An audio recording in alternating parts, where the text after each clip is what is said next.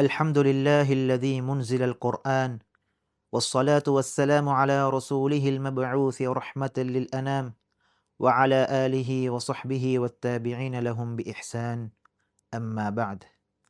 میرے مؤمن بھائیوں بہنوں، رمضان المبارک میں ہمارے منہ قرآن کریم کی کثرت تلاوت کے ساتھ تر رہتے ہیں اور ہمارے کان قرآن کی تلاوت سن کر لطف اندوز ہوتے ہیں۔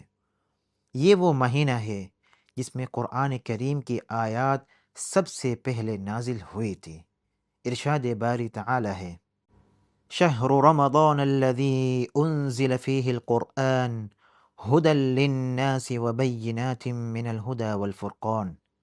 روزوں کا مہینہ رمضان کا مہینہ ہے جس میں قرآن اول نازل ہوا، جو لوگوں کا رہنما ہے اور جس میں ہدایت کی کھلی نشانیاں ہیں اور جو حق و باطل کو الگ الگ کرنے والا ہے۔ سب سے پہلے نازل ہونے والی یہ آیات قراءت اور علم کی دعوت دیتی ہے۔ ارشاد باری تعالی ہے، اقرأ بسم ربک الذی خلق خلق الانسان من علق اقرأ وربک الاکرم الذی علم بالقلم علم الانسان ما لم يعلم۔ اے محمد صلی اللہ علیہ وسلم، اپنے پروردگار کا نام لے کر پڑھو جس نے عالم کو پیدا کیا، جس نے انسان کو خون کی لوتڑے سے بنایا۔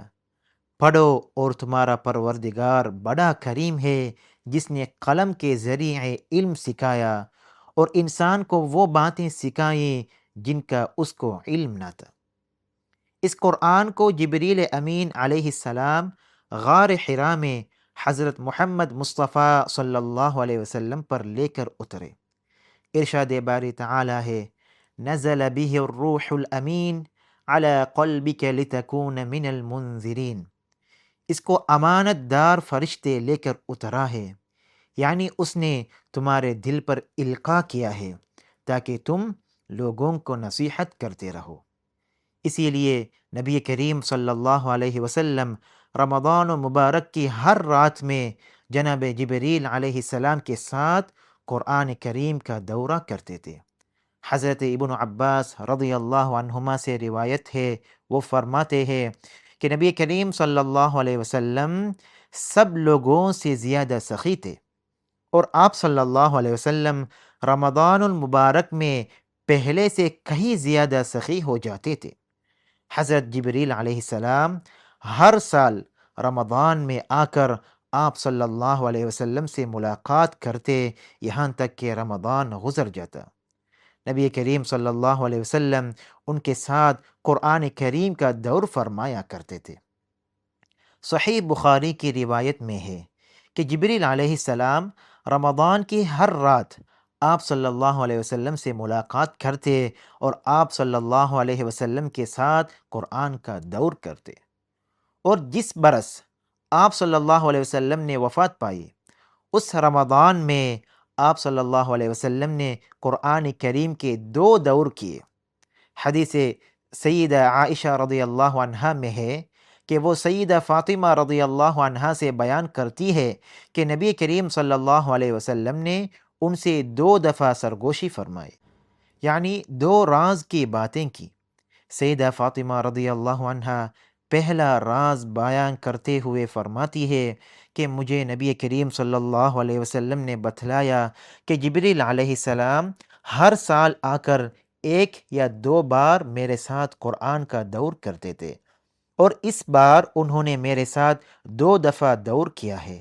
میرا خیال ہے میرا وقت اجل قریب آن پہنچا ہے، سو اے فاطمہ تو اللہ سے ڈر اور صبر کر۔ صحیح بخاری اور مسلم کی ایک روایت میں یہ الفاظ ہے، جبریل علیہ السلام نبی کریم صلی اللہ علیہ وسلم کے ساتھ ہر سال 1 بار قرآن کا دور کرتے تھے، اور اس سال انہوں نے 2 مرتبہ قرآن کا دور کیا ہے۔ ابن کثیر رحمہ اللہ فرماتے ہیں، ہر سال قرآن کا دور کرنے سے مراد یہ ہے کہ انہوں نے رب تعالیٰ سے جو قرآن آپ صلی اللہ علیہ وسلم پر وحی کے ذریعے اترا ہوتا تھا اس کا موازنہ اور مقارنہ کرتے، تاکہ جو باقی رکھنا ہے اس کو باقی رکھے اور جو منسوخ ہو گیا اس کو لے جائے۔ اس کے غرض تاکید تھی، یا یہ کہ آپ صلی اللہ علیہ وسلم کو اچھی طرح قرآن یاد ہو جائے اور اس کی تحقیق ہو جائے۔ اسی لیے آپ صلی اللہ علیہ وسلم کی وفات کے سال جناب جبریل علیہ السلام کو آپ صلی اللہ علیہ وسلم نے 2 مرتبہ قرآن سنایا اور دور کیا، اور اسی طرح جناب جبریل علیہ السلام نے بھی آپ کو قرآن کریم سنایا اور دور کیا۔ یہی سے آپ صلی اللہ علیہ وسلم سمجھ گئے کہ اب آپ صلی اللہ علیہ وسلم کی وفات کا وقت قریب آ گیا ہے۔ پھر اس غرض کے لیے سب مہینوں میں سے ماہ رمضان کو خاص کیا، کیونکہ اسی مہینے میں قرآن کریم کی وحی لانے کا آغاز ہوا تھا۔ اسی لیے مناسب یہی تھا کہ اس کا تکرار اور دور بھی اسی مہینے میں کیا جائے۔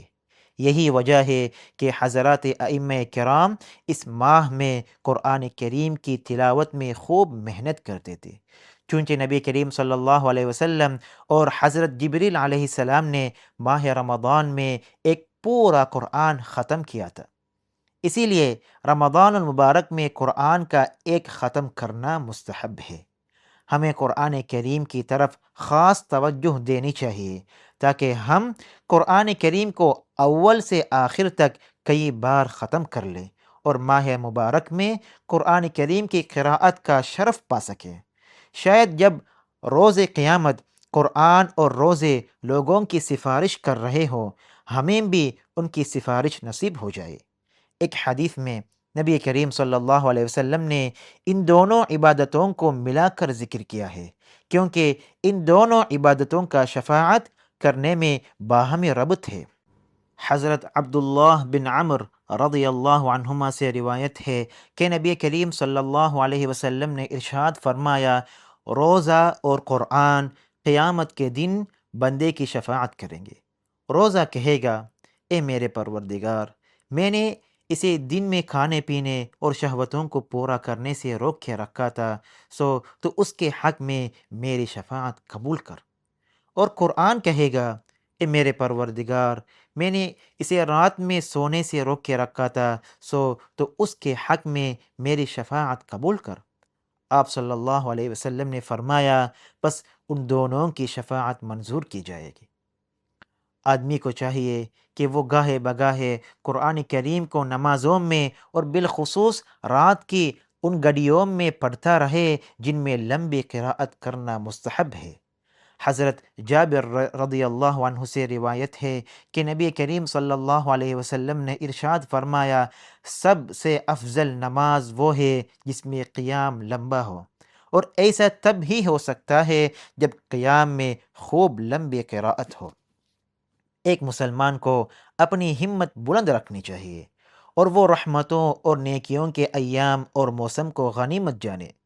اس بزرگ مہینے میں زیادہ سے زیادہ تلاوت کے حرص کریں اور اس باب میں امت کے اسلاف، صحابہ، تابعین اور تبع تابعین کے پیروی کریں۔ یہ حضرات اپنے مشاغل سے قراءت قرآن کے لیے خوب وقت نکالا کرتے تھے، جیسے حضرت عبداللہ بن عمر رضی اللہ عنہما ہر 3 دن میں ایک قرآن ختم کرتے تھے۔ حضرت عبداللہ بن عمر بن العاص رضی اللہ عنہما سے روایت ہے، وہ فرماتے ہیں کہ میں نے خدمت نبوی میں عرض کیا، اے اللہ کے رسول صلی اللہ علیہ وسلم، میں قرآن کو کتنے دنوں میں پورا پڑھ لیا کروں؟ آپ صلی اللہ علیہ وسلم نے فرمایا، ہر مہینے میں ایک بار پورا پڑھ لیا کرو۔ میں نے عرض کیا، میں اس سے زیادہ کی قوت رکھتا ہوں، تو آپ صلی اللہ علیہ وسلم نے فرمایا، اس کو 25 دنوں میں پڑھ لیا کر۔ میں نے عرض کیا، میں نے اس سے زیادہ کی سخت رکھتا ہوں۔ آپ صلی اللہ علیہ وسلم نے ارشاد فرمایا، حتیٰ کہ آپ صلی اللہ علیہ وسلم نے آگے چل کر فرمایا، 7 دن میں پڑھ لیا کر۔ میں نے عرض کیا، میں اس سے بھی زیادہ کی سخت رکھتا ہوں۔ آپ صلی اللہ علیہ وسلم نے ارشاد فرمایا، جو 3 دن سے کم میں قرآن پڑھتا ہے وہ اس کو سمجھ کر نہیں پڑھتا۔ تاہم فضیلت والے اوقات میں 3 دن سے کم میں بھی قرآن پڑھنے کی رخصت ہے۔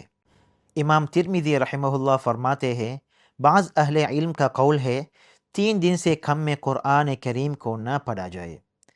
اس کی دلیل وہ حدیث ہے جو نبی کریم صلی اللہ علیہ وسلم سے مروی ہے۔ بعض اہل علم نے اس میں رخصت دی ہے۔ حضرت عثمان رضی اللہ عنہ سے روایت ہے کہ وہ وطر کی ایک رکعت میں پورا قرآن پڑھ لیا کرتے تھے۔ سعید بن جبیر رحمہ اللہ سے روایت ہے کہ وہ کعبے میں ایک رکعت میں پورا قرآن پڑھ لیا کرتے تھے۔ تاہم اہل علم ترتیل سے قرآن پڑھنے کو مستحب قرار دیتے تھے۔ ابراہیم نخعی رحمہ اللہ سے روایت ہے کہ وہ رمضان کے ہر 3 دنوں میں پورا ایک قرآن پڑھ لیتے تھے، پھر جب آخری عشرہ آ جاتا تو ہر 2 راتوں میں ایک قرآن پڑھتے۔ ابراہیم رحمہ اللہ سے روایت ہے، وہ کہتے ہیں اسود رحمہ اللہ رمضان کی ہر 2 راتوں میں ایک قرآن ختم کرتے۔ مجاہد رحمہ اللہ علی ازدی رحمہ اللہ کے بارے میں بیان کرتے ہیں کہ وہ رمضان کی ہر رات میں ایک قرآن ختم کرتے تھے۔